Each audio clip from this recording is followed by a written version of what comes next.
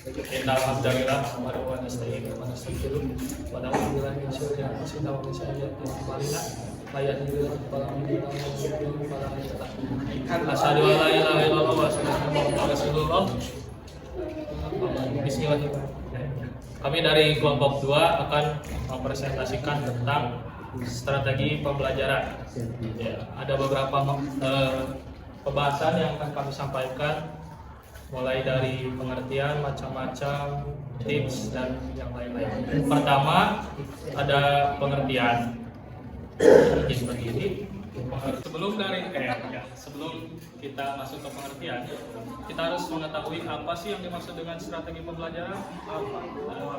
Strategi pembelajaran adalah metode yang digunakan untuk meningkatkan pemahaman dan hasil belajar. Kita semua tahu dan merasakan bahwa tidak semua orang dapat belajar dengan mudah dan cepat. Oleh karena itu kita harus mengetahui strategi pembelajaran yang efektif dan efisien dalam belajar. Masuk ke pengertian strategi pembelajaran. Strategi pembelajaran adalah rangkaian kegiatan yang disusun untuk mencapai tujuan.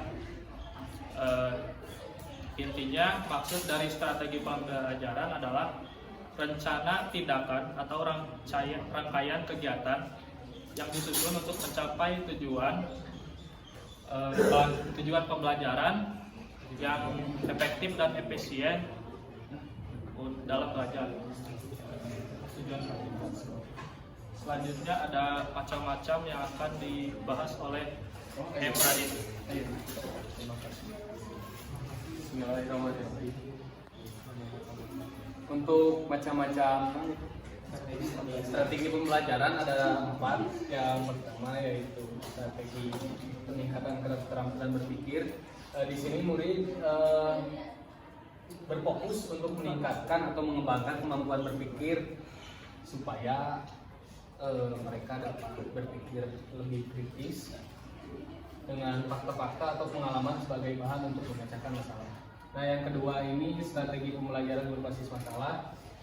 Di sini pengajar memberikan suatu rumusan masalah kepada para siswa untuk dipecahkan oleh siswa sendiri. Nah, yang ketiga ada strategi pembelajaran berbasis proyek. Nah, di sini seorang pengajar memberikan suatu tugas proyek seperti kali ini SBM untuk diselesaikan dalam jangka waktu tertentu.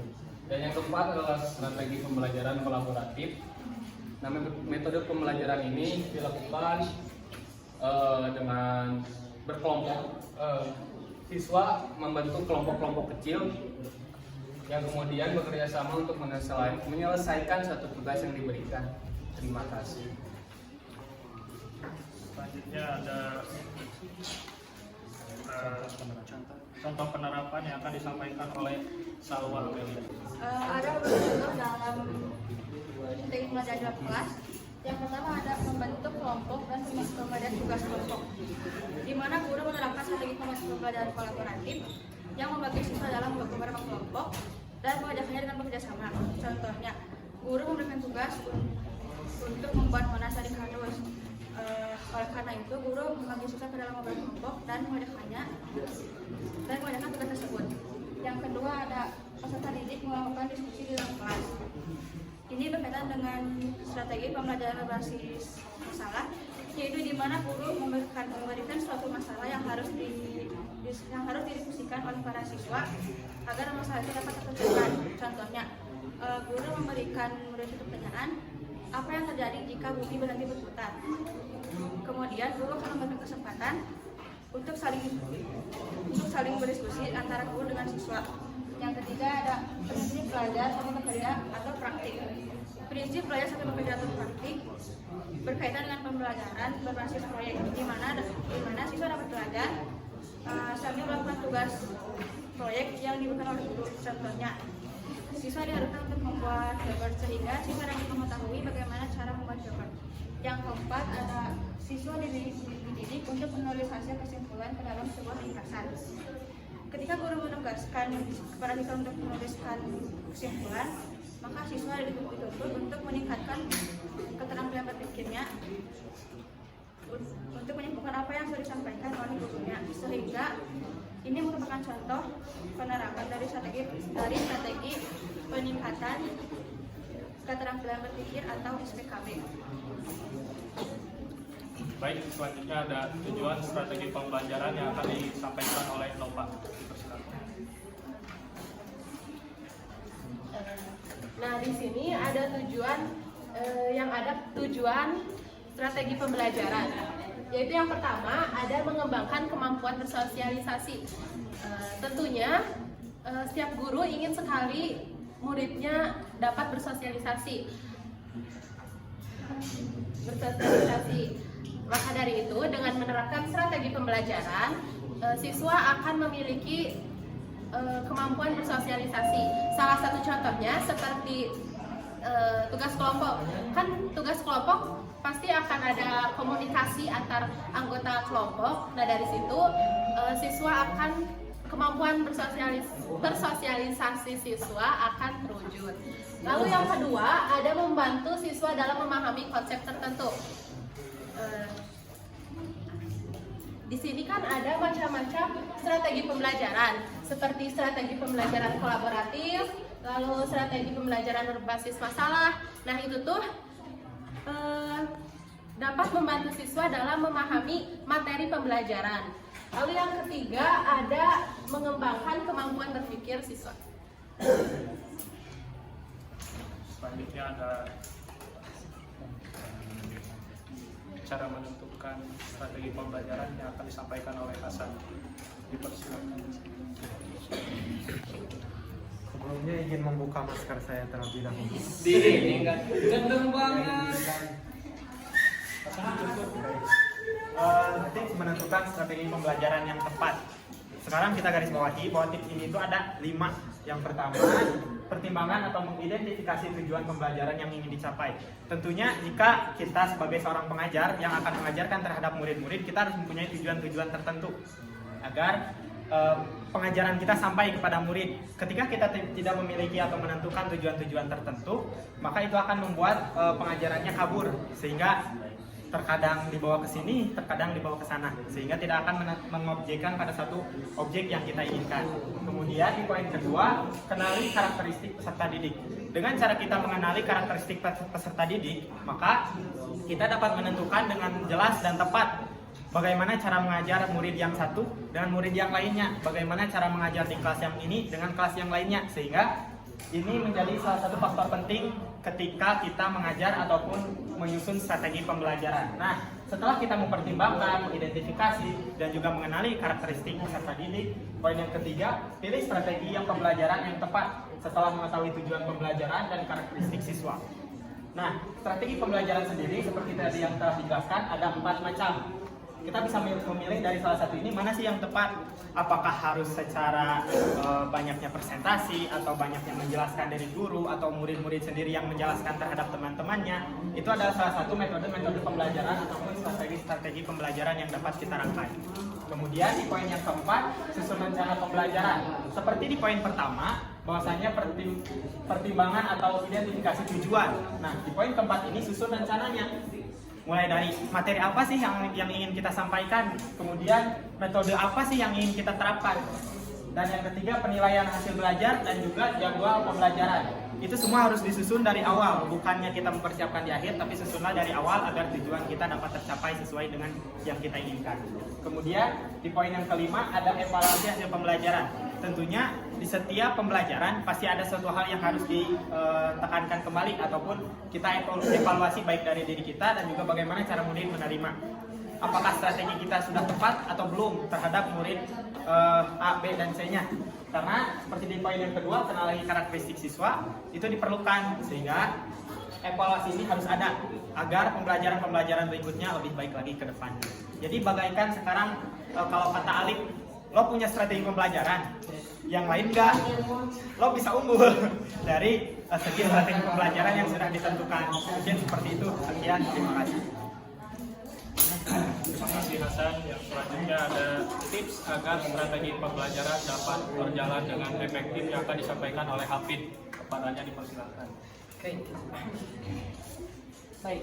Di sini saya akan menjelaskan tentang cara mendorong siswa agar mengikuti strategi pembelajaran yang diberikan oleh guru. Yang pertama adalah libatkan siswa dalam proses pembelajaran. Apa gunanya untuk melibatkan siswa dalam setiap proses pembelajaran? Yaitu agar dapat melibatkan siswa sehingga siswa lebih aktif dalam setiap proses pembelajaran. Contohnya, seorang guru nih menanyakan pendapat kepada para siswa, bagaimana pendapat tentang itu? Bagaimana pendapat tentang itu? Maka nanti para siswa akan berpikir terhadap pendapat dirinya sendiri. Dia akan mengembangkan kemampuan berpikirnya terkait pendapat yang akan ditanyakan oleh guru tersebut. Nah, kemudian yang kedua ada gunakan metode pembelajaran yang bervariasi.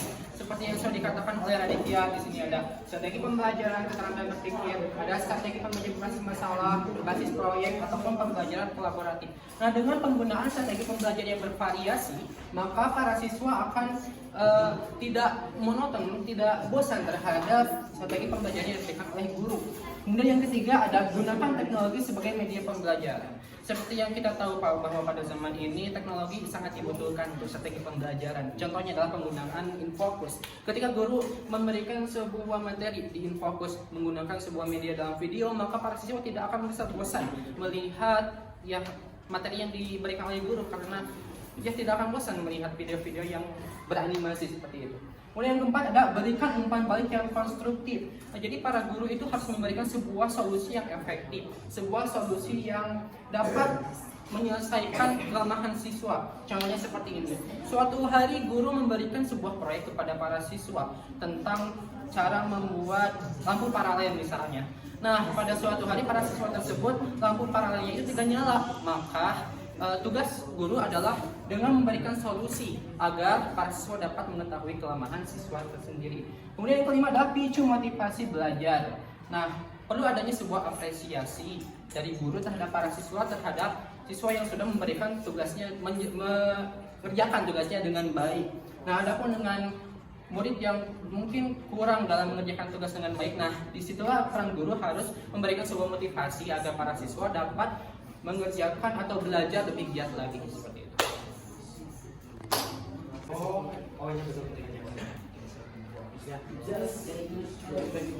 Ya, silakan bagi yang mau bertanya. Nggak dikumpulin dulu. Kalau strategi apa sih pembelajaran ini, apakah dilakukan oleh guru atau siswa atau dari keduanya?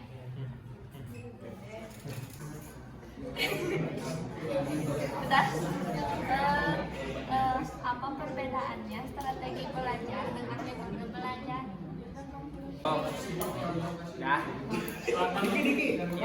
Jadi kan kayak gini, yang kita tahu bahwa kurikulum pembelajaran, maksudnya pembelajaran untuk seterusnya gitu kan, pasti di kita kan sudah memakai kurikulum merdeka.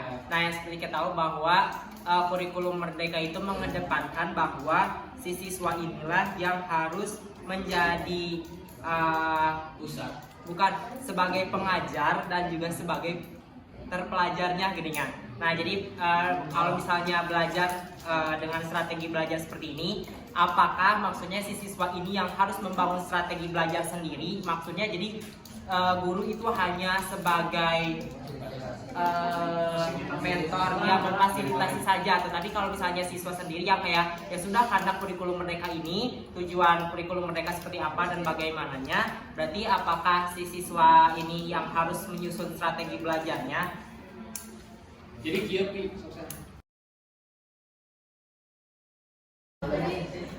saya akan menjawab pertanyaan dari Mila. Jadi apa perbedaan strategi pembelajaran dengan metode pembelajaran?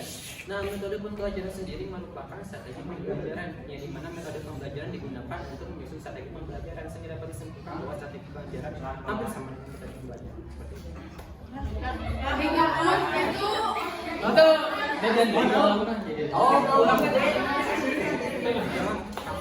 Jadi metode pembelajaran bagian dari strategi.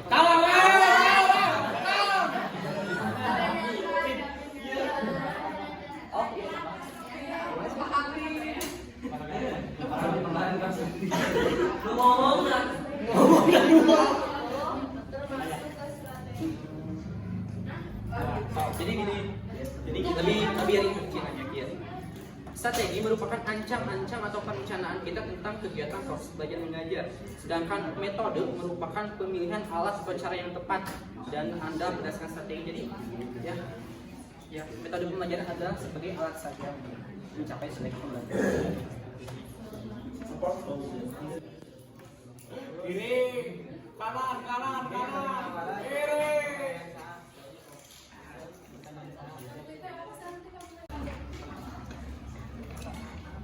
Baik, saya akan menjawab pertanyaan dari Selfie. Jadi, apakah rencana strategi pembelajaran itu dilaksanakannya oleh guru atau murid? Nah, untuk strategi sendiri kita harus pahami bahwa kata strategi yang menyusun apa yang akan dilaksanakan ke depannya, itulah strategi. Nah, untuk strategi sendiri, guru harus memiliki, karena kita sedang membahas mengenai strategi pembelajaran, yang dimana kata pembelajaran ini mengarahkan pada seorang yang mengajari terhadap muridnya, maka di sini dijelaskan bahwa guru yang merancang strategi itu.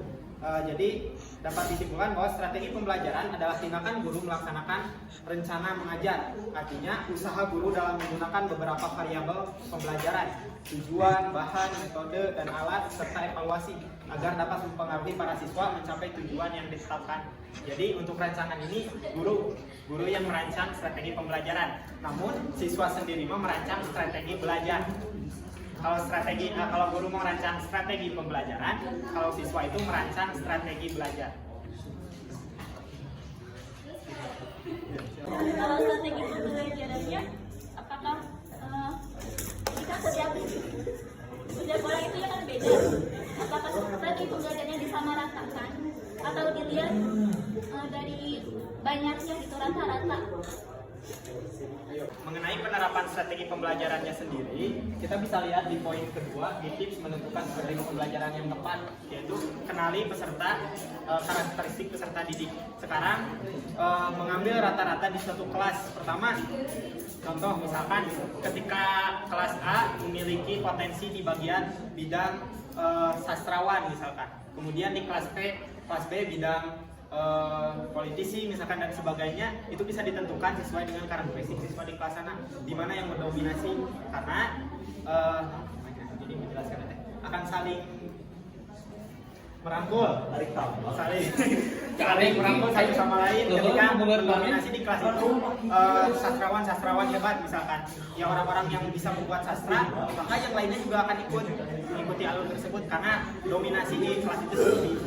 Sehingga kita harus menekankan lagi kepada poin kedua bahwa kita harus mengenali karakteristik peserta didik kita, sesuaikan dengan keinginan mereka. Oke, siap, sudah? Siap, belajar dulu. Bosan kan? Izin menjawab pertanyaan dari Lutfi. Kalaupun ada yang kurang bisa dikoreksi. Jadi dari pertanyaan tadi, apakah dari segi gurunya tidak mempersiapkan strategi seperti itu, atau hanya kedua-duanya harus mempersiapkan strategi, atau hanya gurunya saja atau muridnya saja bahkan dari segi kurikulum merdeka. Nah, dengan ada strategi pembelajaran ini, kita lihat dari poin-poin ini, pertimbangkan atau identifikasi, kenali karakteristik, jadi strategi, susun rencana, evaluasi. Nah, hal-hal ini dilakukan oleh pengajar itu sendiri. Jadi orang yang mengajar. Sehingga dalam strategi pembelajaran, guru tetap berperan, bukan hanya sebagai fasilitator, terutama di kurikulum merdeka ini juga. Karena walaupun sekarang kita melakukan presentasi seperti ini, kan otomatis dari santri kepada santri. Nah, ketika asatidnya ada ataupun bisa dijelaskan di minggu kedepannya, nah itu salah satu bahwa bukti guru juga tetap melaksanakan strategi pembelajaran. Karena dengan arahan guru juga, misalkan hari minggu pertama kita presentasi mengenai hal ini, nanti dijelaskan oleh ustadz atau ustadzah, misalkan seperti itu. Jadi dari kurikulum merdeka juga masih tetap menempatkan bukan hanya guru sebagai fasilitator, tapi guru juga harus dapat menjelaskan terhadap apa yang dijelaskan di depan. Apakah terjawab?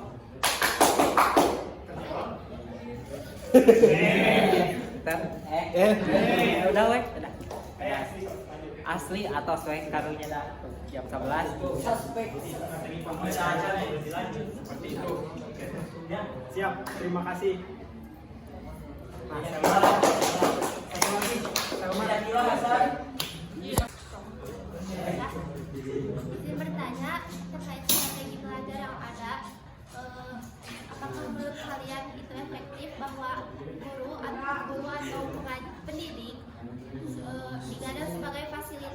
atau mengarah saja, kemudian menggunakan strategi seperti variatif atau kolaboratif, tapi nyatanya mampu membebankan banyak tugas sehingga menjadi sumber kewalahan murid yang ada. Apakah efektif strategi belajar seperti itu menurut kalian? Izin menjawabnya sama.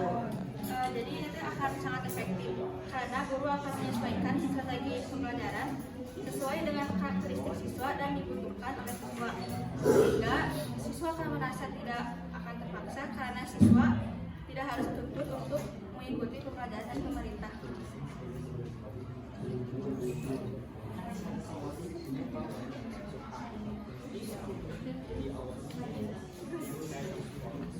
Apa ya?